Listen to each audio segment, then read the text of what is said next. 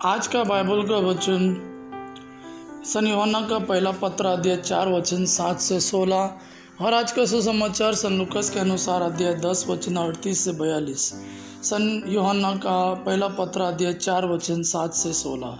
प्रिय भाइयों, हम एक दूसरे को प्यार करें क्योंकि प्रेम ईश्वर से उत्पन्न होता है। जो प्यार करता है वो ईश्वर की संतान है और ईश्वर को जानता है।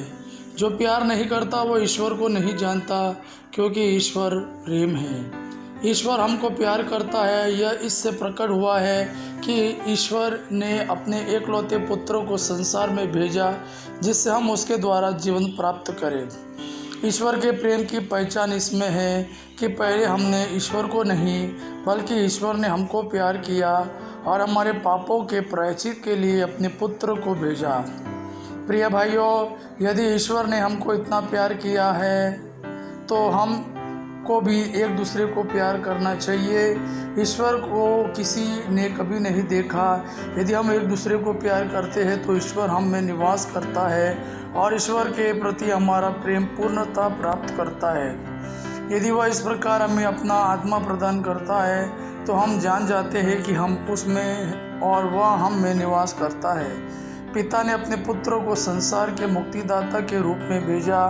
हमने यह देखा है और हम इसका साक्ष्य देते हैं। जो यह स्वीकार करता है कि ईसा ईश्वर के पुत्र है, ईश्वर उसमें निवास करता है और वह ईश्वर में। इस प्रकार हम अपने प्रति ईश्वर का प्रेम जान गए हैं और इसमें विश्वास करते हैं। ईश्वर प्रेम है और जो प्रेम में दृढ़ रहता है वह ईश्वर में निवास करता है और ईश्वर उसमें। आज का सुसमाचार सन लूकास के अनुसार अध्याय 10 वचन 38 से 42।